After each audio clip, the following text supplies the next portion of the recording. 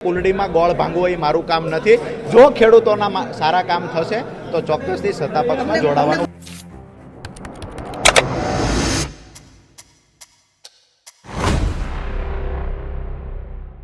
રાજુભાઈ કરપડા આપણી સાથે છે કે જેતના તેઓ અત્યારે કહી રહ્યા છે કે જેતના આ જે સત્તા પક્ષની સાથે તેઓ જોડાશે, પરંતુ સમગ્ર બાબતને લઈને તેઓ શું કહી રહ્યા છે તેને લઈને રાજુભાઈ સત્તા પક્ષ સાથે જો સારું કામ કરશે તો જોડાશો અને કઈ રીતે જોઈ રહ્યા છો?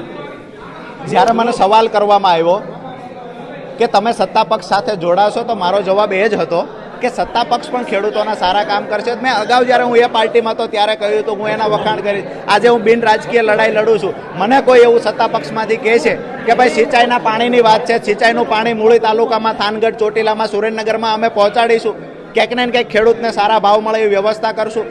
આ જો વ્યવસ્થા કરી આપતા હોય તો સ્વાભાવિક છે કે એના વખાણ કરીશું। મેં જોડાવાનો છું, અત્યારે કાલ પરમદી એવી વાત નથી કરી અને એવું પણ નથી કીધું કે હું ક્યારેય જોડાવાનો નથી, કારણ કે કુલડીમાં ગોળ ભાંગવો એ મારું કામ નથી। જો ખેડૂતોના સારા કામ થશે તો ચોક્કસથી સત્તા પક્ષમાં જોડાવાનું। કોની સાથે વાંધો રાજુભાઈ આમાં પાર્ટીમાં હતી, આમ આદમી પાર્ટીમાં?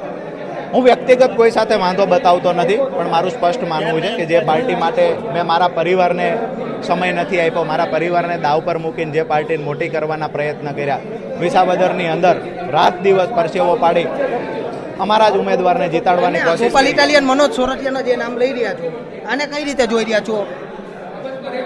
મેં મારું સ્ટેન્ડ લઈ લીધું છે।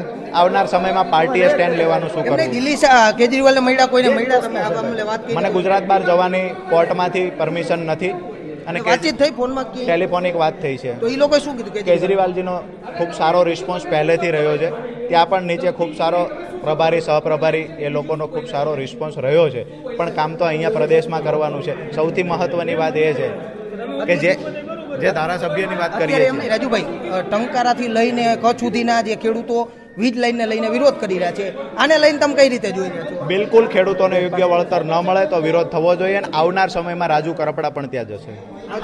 હતા રાજુભાઈ કરપડાને તેઓએ કહ્યું છે કે જે સત્તા પક્ષ સાથે રહીને જીતના જે કામો થશે તેને લઈને પણ હું જાહેરાત કરું છું। તેઓ ક્યારે જોડાશે તેને લઈને તેઓએ હજુ ખુલાસો રદ કર્યો, પરંતુ ટૂંક સમયમાં તેઓ સત્તા પક્ષ સાથે જોડાય તેવું અત્યારે લાગી રહ્યું છે। કેમેરામેન નિશિત ગઢિયા સાથે Salim mayor, VTV news, Rajkot.